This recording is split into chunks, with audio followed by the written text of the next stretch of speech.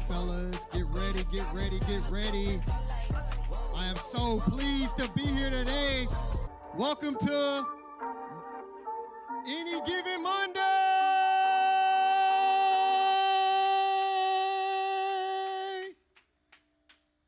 Introducing to the stage, JaMar, the Diesel Jefferson, weighing in at a whopping 185 pounds, hailing from the mean streets of the south side of Chicago, the current champion, your champion, 19-0, Diesel. He's nicknamed Diesel because his punches land harder than a Mack truck. With the trainer Marciel Whitehurst, hailing from the streets of San Antonio, home of the Alamo. He's trained champions such as Canelo Alvarez and Manny Pacquiao. We got the Diesel team!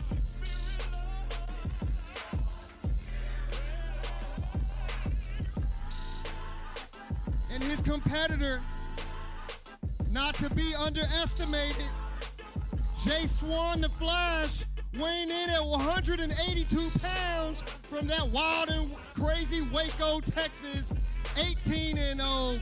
No ties. His opponents never see it coming, which is why they call him Flash. His trainer, Mr. Marcus Mason, hailing from the mean streets of St. Louis, has trained fellow greats such as Manny Pacquiao, Floyd Mayweather, Sugar Shane Mosley. We got the Flash team!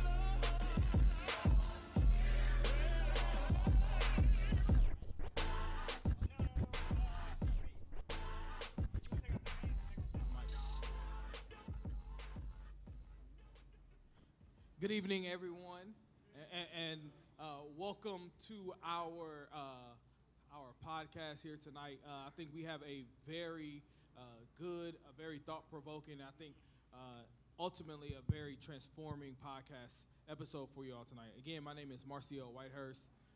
I serve as a chaplain in at the VA in the healthcare system, and men's mental health is very important to me.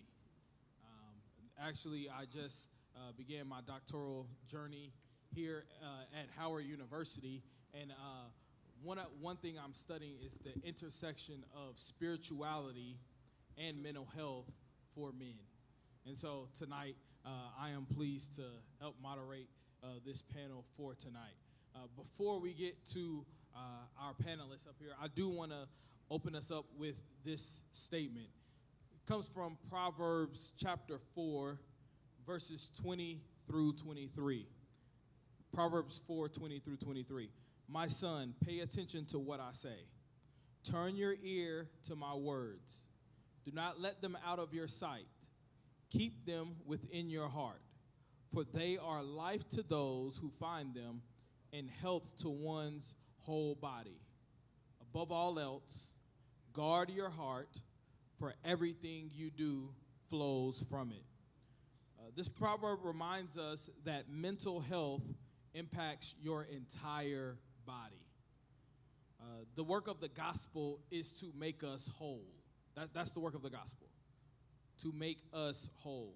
A part of spiritual well-being is emotional intelligence and mental health. Heart in this passage is not a person's physical heart. Heart is a person's emotions, their will, and their conscience. It's the place where we find our most authentic being. And here in this passage in Proverbs, the Father knows the importance of a man's heart. That's what we're here to discuss, the importance of your heart. He's teaching his son to take care of his emotions, or as one translation says, keep your heart with all vigilance. because life will always put something extra on our plates. We are constantly putting on and taking off various responsibilities at home, at work, in our social lives, and in our spiritual journeys. So the writer of this proverb is reminding us that the substance of our life, listen, the substance of our life is far more than what we do. The substance of our life is who we are internally, and that includes our mental and our emotional health. So now I'm going to give the panelists an opportunity to introduce themselves, to give you their name, let them know how you're connected, how they're connected here at Freedom Church, and then we'll get into our questions. So, what's going on, fellas? So, my name's Joshua Swan. People call me Jay Swan. I've been here at Freedom for 8 years.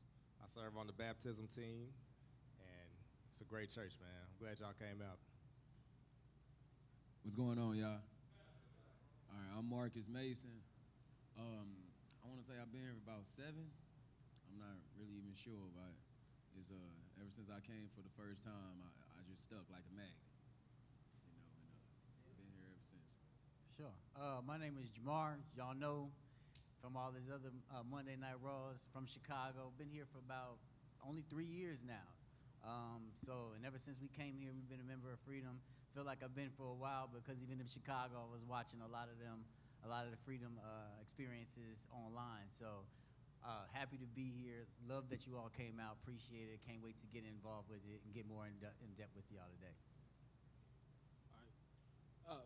Getting started, I just want to remind us that tonight's conversation centers on the intersection or the integration of spirituality and mental health. Our Raw leadership team and our pastor truly believe and understand the importance of living an integrated life. When we read scripture, we see it in 2 places, Deuteronomy 6, Matthew 22. God commands us to love the Lord our God with all of our heart. So part of tonight's conversation is, how do we love God with our heart and with our minds? Okay? That's one of the important things for tonight's conversation. So to get the podcast kicked off with the first conversation, I'm going to ask the panelists to share your experience with mental health in your own personal life. I can go first. I'm glad you actually asked that, because it was something that, if you all were at this past service when Josh Pruitt was speaking, so he talked about, he actually had a quote that he said it says, "Grief and trauma that is not expressed will find a way to express itself." And that is so legit, because it made me go straight to what I was thinking. I've experienced quite a bit of trauma as a kid. My father, let's just put it this way, didn't really know how else to raise. It wasn't like he wasn't there. He just didn't know how to raise a young man other than the way that he was raised, right? So in that time period, it was quite a bit of, I would say this, beatings, right? It wasn't necessarily whoopings, it was beatings. And it started at a young age, and it put me on a whirlwind of thought, trauma, of a bunch of just heartbreaking moments, all the way through high school. I was suicidal at a point in time, tried to commit suicide twice in high school, didn't work, and even then, my father was, love me to death, to a point where he was so upset at the fact that I tried to commit suicide that he didn't know how else to express himself. He called me, he went even more in depth and hurt me even more. He's like, man, you can't even kill yourself. That's just how, but I have to sit here and tell that man loves me to death, but he didn't know how to express it, right? He's just so upset that whatever came out his mouth is what came out his mouth. And from that point on, like at even those points, I'm at a point now, even at 42 years old, where I come across an authority figure and I'm always trying to, it's like I turn them into my father and I'm trying to impress them, right? anything that I do, I'm good at that. Let me show you. And if I don't get, yo, that was amazing. That was awesome. I've never seen anything like it. If it was good, man, that was great. That was an awesome event. I'm like, it wasn't good enough. And the words, you can't even do right. You can't even do this. Comes right back. I talk to you all about all the time how I have to sit in my feelings now. And one time I sat in my feelings a while back, and it put me in tears because I actually sat and looked in the mirror and saw myself as a 10-year-old boy, and he looked back at me and didn't say a word, but I felt the need to go to him, and I couldn't even get there. And I mean, for that one, it hit me for about, I would say 2 weeks, bro. 2 weeks. I was struck and doomed on that. And to this day, I'm still struggling with it. I go through these moments of depression, and I don't know if anybody here has ever tried to commit suicide before, but I'm gonna tell you this, even though I'm in a much better place right now, suicide is never not an option. It's always something that just sits in the back of my head. I told my therapist, I was like, it feels like it's riding a bike to me. I feel like I can always go back to it, right? It's not something that's option 1, 2, 3, or 4. It's option 22, right? But it's still there. And I have to, of course, I have people that love me. I have children that I'm raising. My wife loves me. I have my community at my church, and everybody would miss me. But even then, like, that's selfish of me to commit suicide. It ain't even thought about that. Me going to God talking about suicide, he tells me, who are you to take away what I blessed the world with? And that point, it disgusts me. Honestly, it disgusts me. But again, I still strive. My wife, I put her in that authority figure, right? Like, how am I doing? Is it good? I mean, am I doing great? You know, how's that look? I'm pushing myself to make sure my kids are amazing, because I know that is something that she's proud of. And she's like, yeah, he's doing great. You know, I love it. But I'm not getting the affirmation. It's like, all right, I got to do better. I got to do better. And that's more of the weight. That's the weight vest, right? That's the weight vest on my shoulders that I'm carrying constantly, that I don't have to. I got to give that away. God is asking for that, you know? So, I mean, sorry, I might have went a little long. Thank you for sharing.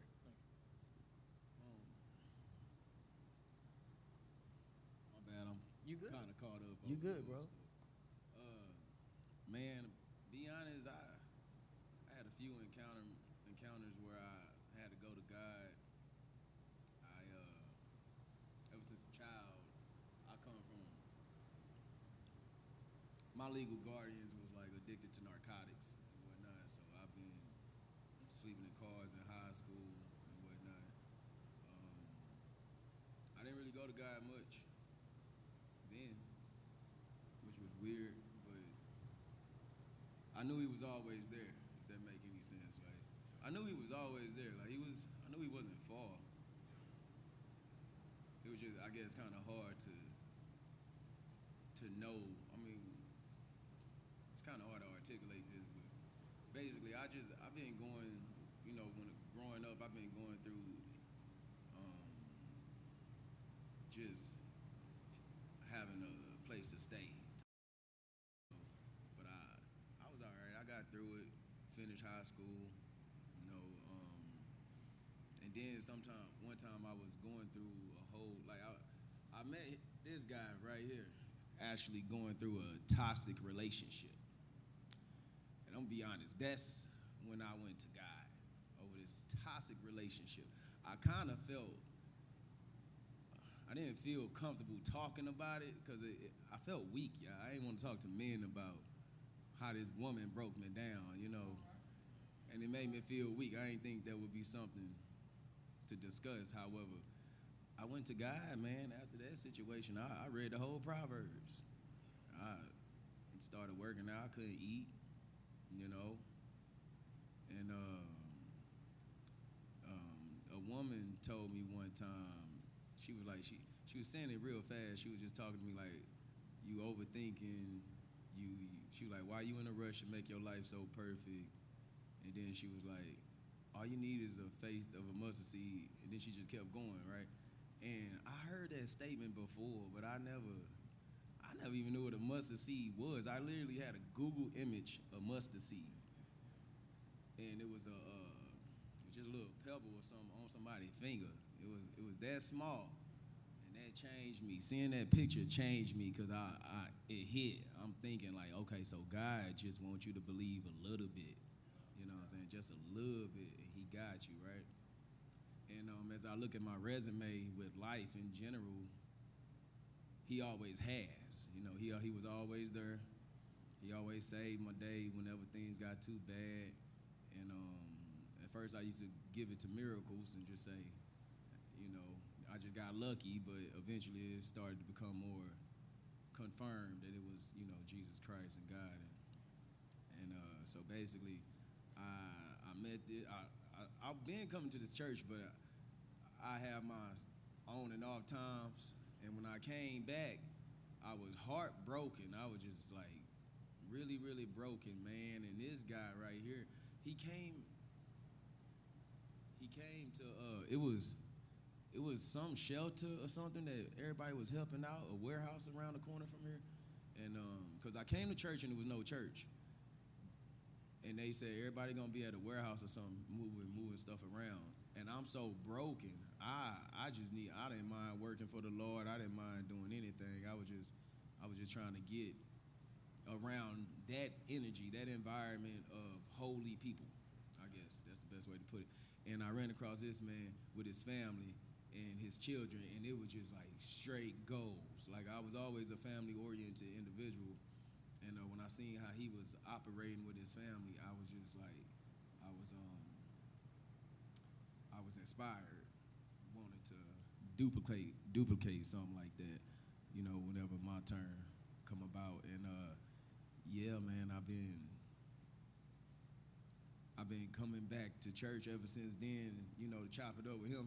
I was wondering if he knew anything about mentorship or somebody that had that he could request me to, and he offered to be my mentor, which I thought was pretty cool, you know.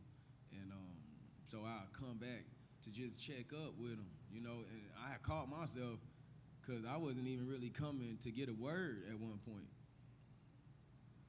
I don't know why. Like I really don't get it, but the power of God is so strong. I literally be inside of here for like 2 minutes, and the pastor would say something that I know was just directed towards me. It happened last week, you know, and it was for me. It was for me to hear. Now I gotta sit down. Now I gotta see what's going on, and I break down and get teary-eyed and whatnot. And as a man, I be feeling so weak, bro. Like I break down. I feel so weak. Like I'm not holding my own right now. I'm not being,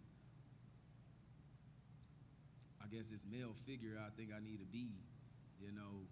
And he helped me with that, because I done broke down in front of this man a few times, had to grab some tissues or whatnot, and he didn't give me the reaction, the response that I thought I would probably get from looking weak right now in front of a man, you know. So yeah, man, I knew it was God. I didn't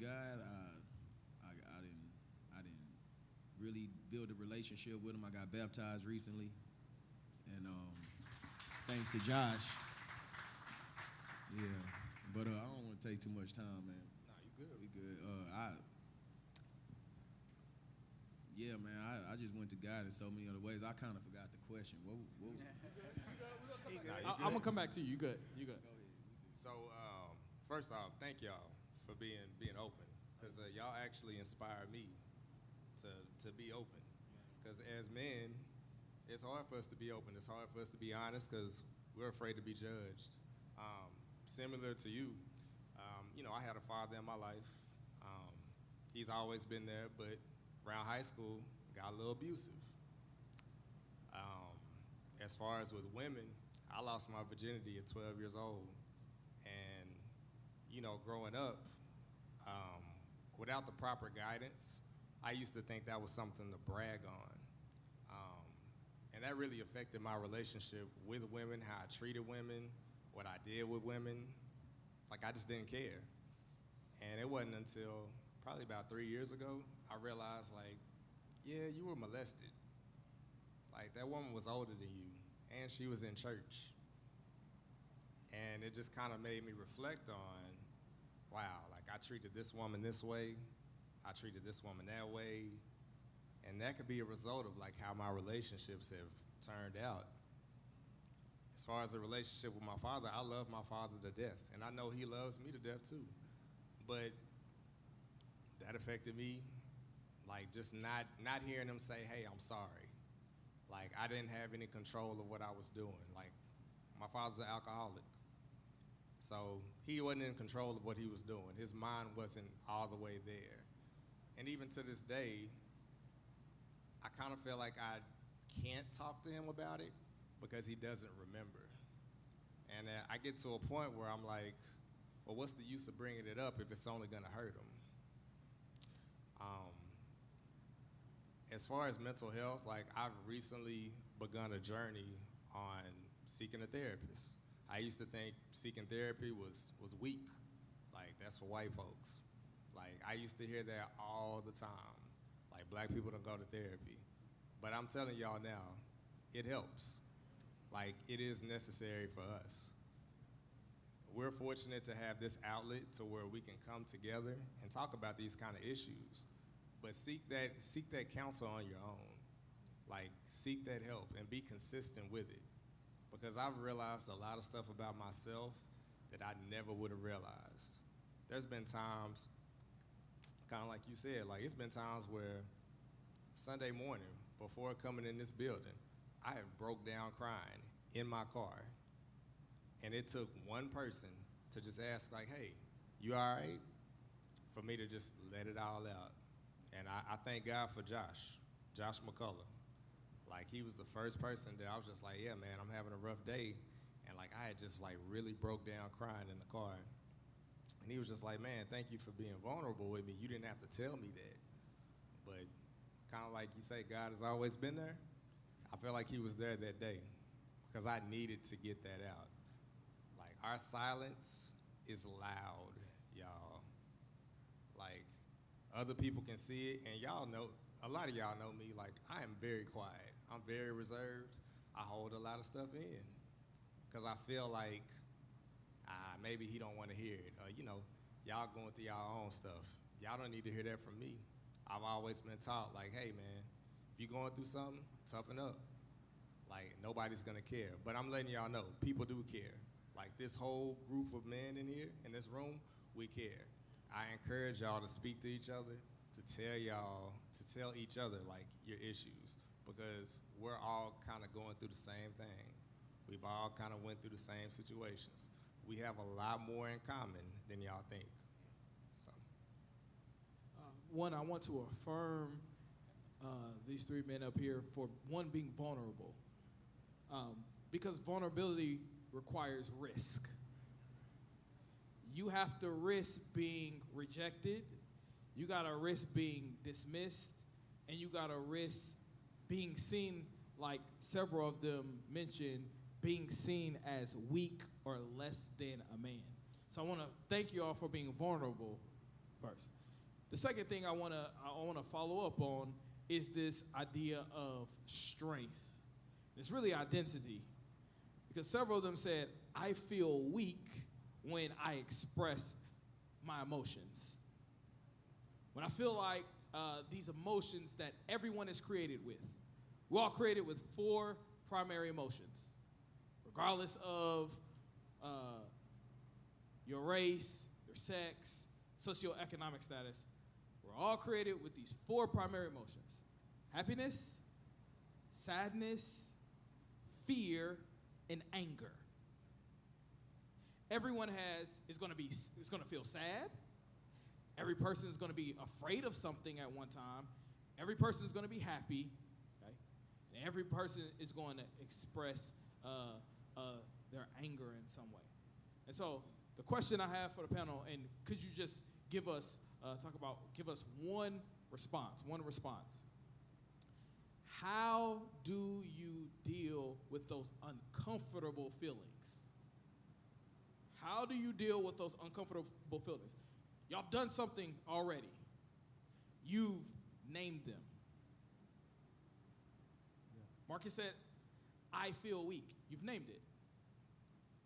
Could you, for the men here, could you just give us one way that you deal or you're learning to deal with those uncomfortable feelings, especially when it's attached to the trauma, that deeply held trauma in your life? I have to deal with my anger and my fear through therapy.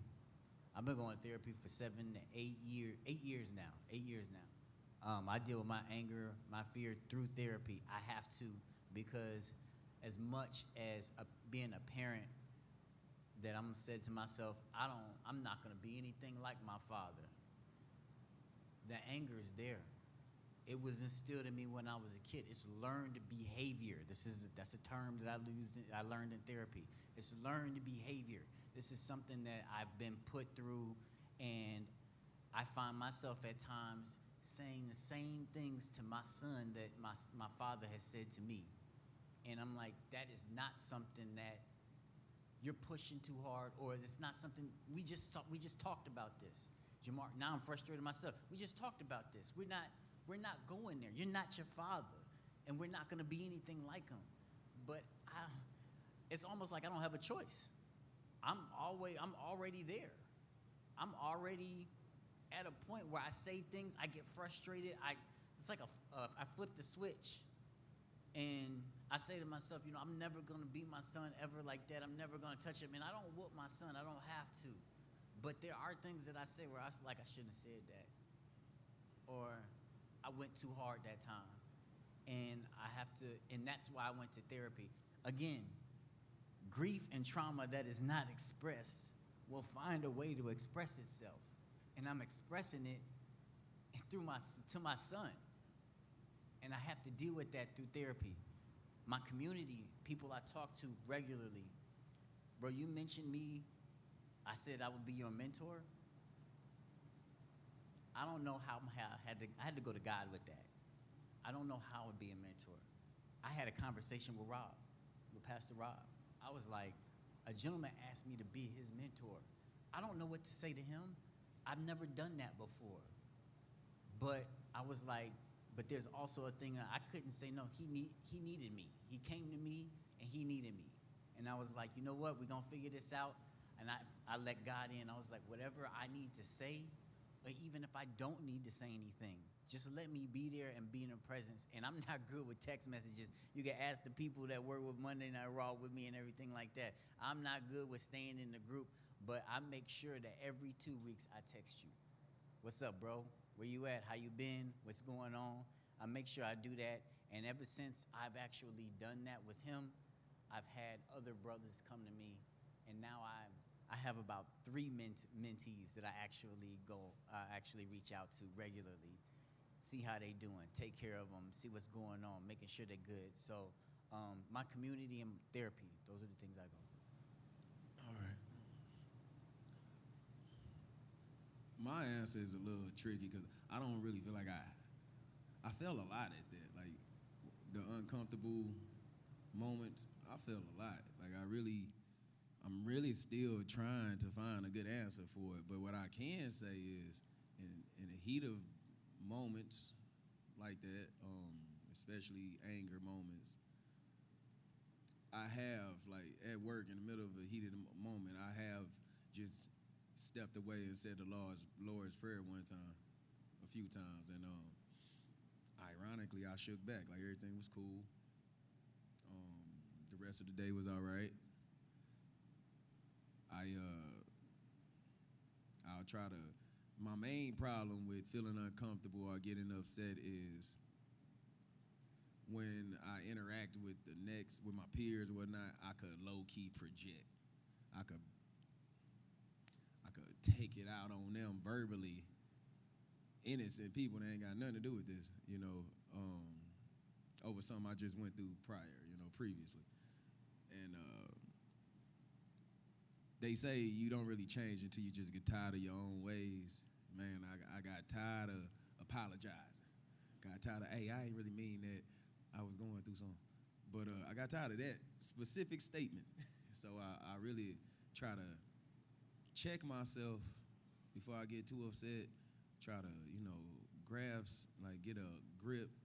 But when I can't, I just go to God. I ain't gonna lie. And I don't really know what to say to him. So I just say a Lord's Prayer. I say that, and then I ask him if I can't articulate what I'm trying to say, if you could just hear my heart, And yeah. So far, that's all I got. Oh, that's good. That's good. So 3 things. I'll work out. I'll go to the gym. I'll let it all out on the weights, or I'll walk. I'll do artwork. I'm an artist, so I'll take my paint out on the canvas. And if neither one of those works, I watch Martin. Because I feel like laughter is good for the soul, and no matter what I'm going through, if artwork don't work, if working out don't work, Martin gonna work. Martin gonna make me laugh. Thank y'all. If you're taking notes, I want to just reframe these 3 coping mechanisms. These are 3 coping mechanisms that they just shared with us when we are experiencing not negative emotions, because your emotions are neutral, okay? But when you're experiencing uncomfortable emotions. One coping mechanism, like JaMar told us, is seeking professional help. When you recognize that your anger has festered into rage, that means you have unprocessed anger. And that's, a lot of times, that's where the violence kicks in, is in the rage, because you've not been able to deal with the anger. Also, JaMar's story has been wrapped in discipleship. I hope y'all are catching that. He sought the help, and now he's passing it forward. Discipleship is another way that we can cope with our uncomfortable emotions. Marcus said something good too. This is the integration of spirituality and mental health, prayer. Okay. Third, Josh Swan said this, and I deal with a lot of veterans. I tell them this all the time. Engage in some hobbies. Exercise. If there are hobbies that you've always wanted to explore and you've not done it, it's a great time. Okay? So those are 4. Actually, I give you 4 coping mechanisms for when the comfortable emotions, when we're happy, okay? Still pass it on. We can still pray. God, thank you for whatever it is that we're in, that we're experiencing the happiness. Also, I do want to lift this up because I was talking to Josh Proust. How many of y'all have seen the movie Inside Out? Inside Out. Okay. It's a movie about emotions. Inside Out 1, the hero of Inside Out 1 was sadness. The teenager could not cope with her transition until she allowed sadness to do its work. I think it was our first Monday Night Raw, or something around that time. Pastor Rob challenged us to lament. That means let sadness do its work. We experience the presence of God in our happiness and in our sadness. JaMar talked about it. He tried to commit suicide twice. Did not work. At some point, he realized, I'm experiencing the presence of God in my sadness. Marcus, I just wanted to come to church because I was so broken. And I met JaMar. He experienced the presence of God in his sadness.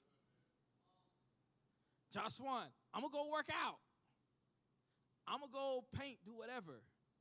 It's in those outlets that they're experiencing the presence of God in their sadness. So I want to affirm that.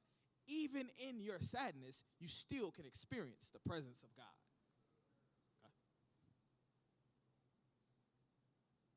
Okay? We kind of, let me go here. What event, just one really quick, we got 15 minutes left, and so I want to get to at least two more. Okay, so really quick, just give us a highlight. What events or events in life have made noticeable changes in how you deal with your mental health and your emotions? What event or event, and it can be recent, it doesn't have to be something big, but what event or events in life have helped you notice the way that you are either leaning into your feelings or trying to run away from them? The birth of my son. Before Jaden was born, he raised his hand. Before Jaden was born, I was in the club every Thursday. That was college night. Every Thursday night, every Friday night, every Saturday night. I had about three girls on my roster. I had my cousin. He's gang affiliated. I don't claim to be gang affiliated, but people affiliated me with the gang. I was fighting. I was blowing money. And when he was born, I remember the first person I talked to was my sister. And she said, hey, you know all that ish you doing, you can't do it no more. You know your life is over if you keep doing that. And what kind of example are you going to set for him? That changed me emotionally, and that got me on the right path with God, because I knew I had to be better and be a better example for him. Thank you. What changed me emotionally, like,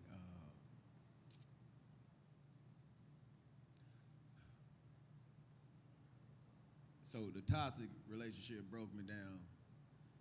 A lot of us, what I believe is a lot of us men who are in a position to train themselves to be men, we didn't have fathers or uncles or nothing like that. There's departments of manhood that we don't know we lack in, and it don't usually get exposed until a woman bring it out of us, So I'm over here doing my best to be a man, doing my best to be a man, because I ain't got a dad, but I see Uncle Phil, I see TV. So I'm doing what I can. I'm hearing, righteous quotes and try to live by that. But this woman broke me. Like, she let me know it's the parts of manhood that I didn't know nothing about, I need to work on. And so that event helps me, because like now when I deal with women, or when I deal with a woman now, I mentally program myself to not trip out or to be easily triggered or combative like how I once was. And so the answer to the question is that toxic event helped me get right. Like I said, I went to God too. I read Proverbs. So. Oh man, I mean, there have been a ton. I would say getting married. I mean, that started the whole empire that I'm trying to build right now, right? Meeting my wife, and when we actually were gonna get married, I proposed to her. She told me she wanted to get married at her home church back in Chicago, and she said the pastor will not marry us until you are baptized or that you are, and then we went through marriage counseling. And I'm like, all right, well, let's go through marriage counseling. I guess I got to get baptized. If y'all don't know, I got baptized here a year and a half ago. So the first one didn't mean that, well, I did that so I can marry my wife. But as our marriage grew, she taught me about God, and she taught me how to live. And I'll be honest with you, it's been a while. Like, we've been married for 15 years. So now, but it's like if in the last 3 to 4, I mean, like, in depth with God. And I would say right around, I'd say just marrying her, that's when I knew I had to turn things around, because I was wilding. But right around there, I say marriage, yeah. one thing I want to give y'all some more terminology here. What's been coming up is this idea of called family systems. Okay, family systems is a counseling theory, and essentially what it means is that we're always trying to replicate our family of origin in every interaction. Okay, so if you lack something in your relationship with your father, whenever you encounter other men, you're going to be seeking what was lost, consciously or unconsciously. There's a psychiatrist named David Rico, okay? David Rico. He says every human being needs these 5 A's. We need attention, we need affection, we need to be allowed to be our authentic selves, okay? We need acknowledgement, like we need affirmation, and then we need to be accepted for who we are. Okay? You'll never get all 5 from any one person. You should get the most of those 5 from the people who are closest to you, whether they're your family or not. And what we're hearing today is that someone affirmed me, or I'm doing things to seek the affirmation that I never got from my father. There's nothing wrong with it as long as you're aware of it and you're seeking it from people who genuinely want to be an authentic relationship with you. Right. So I'll leave you that. As our time is winding down, there's 2 more things. One from the panel, then I want to leave everyone here with a few more resources. For the panelists, what is one area of your life, of your emotional well-being, that you really want to see some growth in? One area of your emotional well-being that you really want to see some growth in? Right now, I mean, I'm in that season of obedience. I need to let go of this fear. I don't know how many times I've told that people have told me, you have so much on this other side that you will not tap into. And as soon, Pastor Rob told me, it's around the corner for you. And things seem to be going slow. He said, but as soon as you round that corner, you're going to be going 100 miles an hour. I don't know why I won't turn the corner. It's fear. It's fear. I have to let go of something that's actually holding me back, but I feel like it's my job. It pays my bills. The reason why my son can play these sports and my daughter can play softball and I can do all these things and stuff like that is because of my job. But my job is holding me back, and God has already told me this is not what I have for you. So why are you still here? And I have that conversation with him every Monday, Wednesday, and Friday morning when I'm on my way to the gym. Why are you still here? I have had people tell you, as soon as you turn this corner, you will be going 100 miles an hour. What, are you scared of the storm? You've been through those before, and I brought you through. What is the problem? And that's what I need. I got to get rid of the fear. Dead serious. I think for me, it's fear as well, but just to narrow it down, fear of being a leader, fear of leadership. I'm naturally a helpful person at work, at home, pretty nice guy. And everyone always tells me, like, you be a great supervisor. Oh, you be a great manager. Oh, Josh, you're so helpful.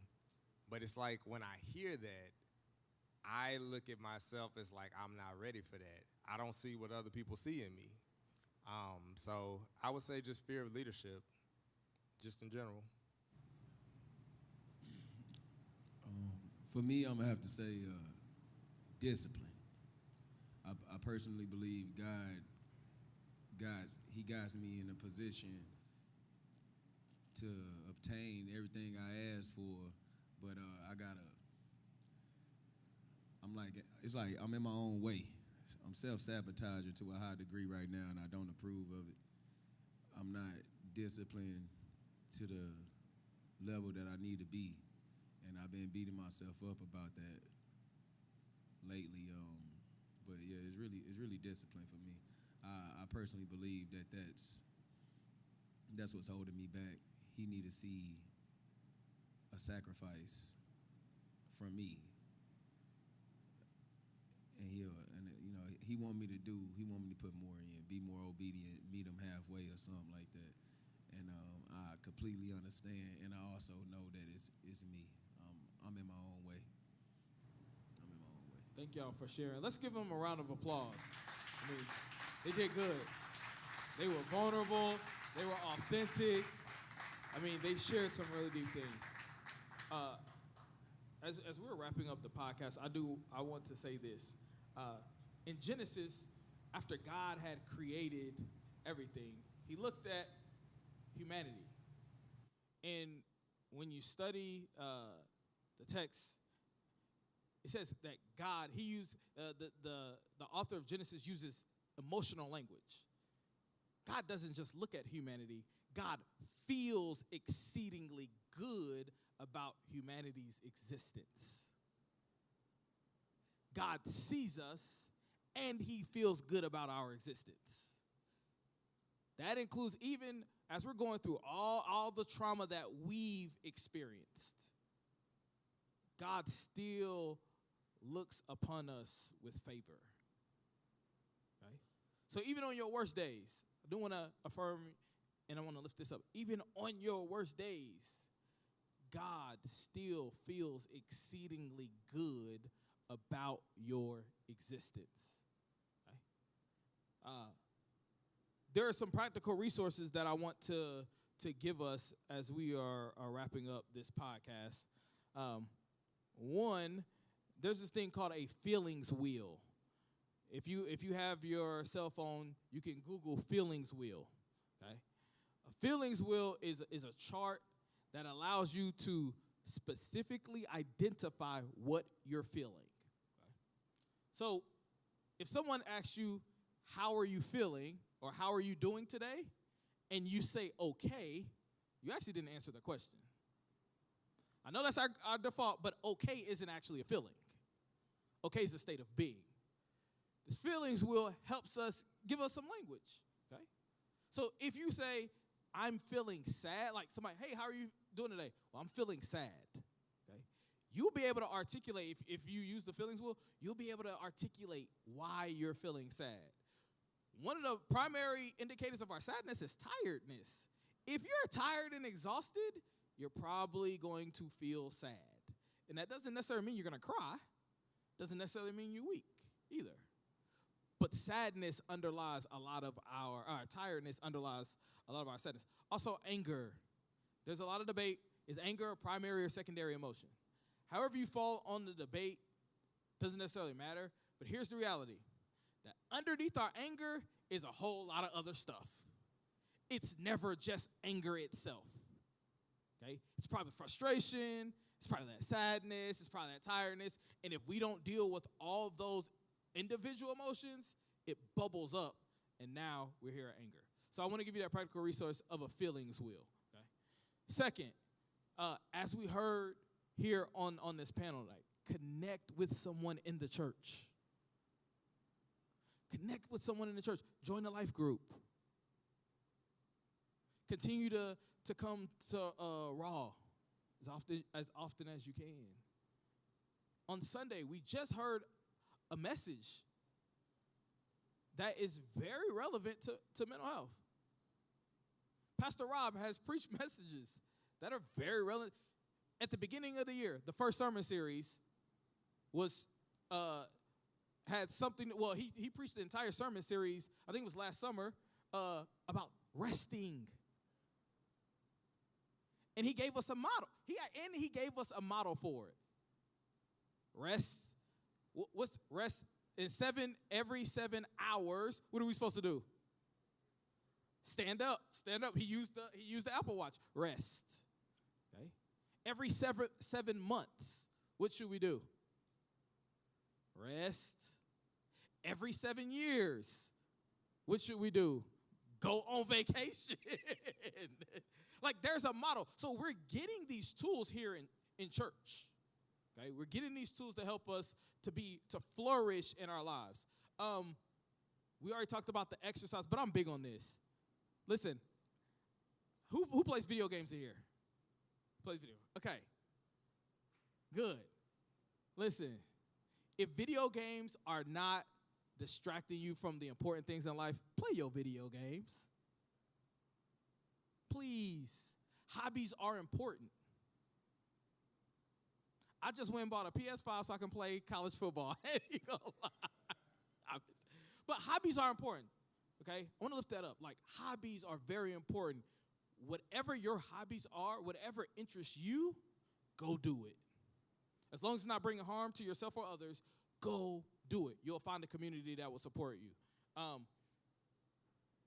And lastly, if necessary, seek professional help. Seek professional help.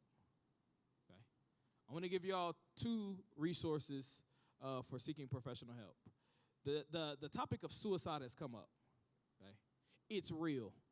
Something I'm actually working through in my own time in Scripture is looking at suicidal ideation in Scripture.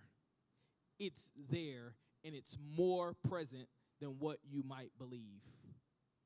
Matter of fact, in our summer friends, Pastor Oza talked about Elisha. Okay? If someone says, Lord, kill me right now, they're in a deep place mentally and emotionally. And Elisha is one of the most respected prophets in the Scriptures. Looking at Jonah, we've tried to pretty up Jonah. If someone says, throw me off a boat in the middle of the ocean during a hurricane, they want to die. Okay? Suicide is real. Okay? If you ever have these suicidal ideations, I want to encourage you. You can dial a number or text this number, 988. 988. That's the suicide hotline. If you don't trust yourself with someone else, if you don't feel like you can go to the emergency room or reach out, you can call or text that number, 988. And if you're seeking professional help, therapeutic services, looking to enter into a therapeutic relationship, there's a website. It's called therapyforblackmen.org. Therapyforblackmen.org. It is a repository of black therapists in the state of Texas. Okay, not just limited to that, but because we are majority black, I do want to give you that resource. Okay. Finally, wrapping up, they shared their story, and I just want to give you this tidbit. Last year, I too was contemplating suicide. I had a daughter. My daughter was on the way. I was in seminary. I was in the military as a chaplain, but I got word a month after my daughter's birth that I was going to be discharged from the military. So I lost my income. For 6 weeks prior to that, I would cry every day. I didn't know what was happening to me. This is somebody who's working in a mental health field. I didn't know what was happening to me. On the day of my graduation, I said, you know what? I was taking a shower. I was good. I said, I'm not going to cry today. Today, I'm going to have a good day. As soon as I got out the shower, I was on the floor in a fetal position, crying, asking, God, why is this happening to me? I sought help. I went to Medical City, checked myself into the ER. They ran all these tests and everything. You know what the issue was? I was having anxiety attacks every day.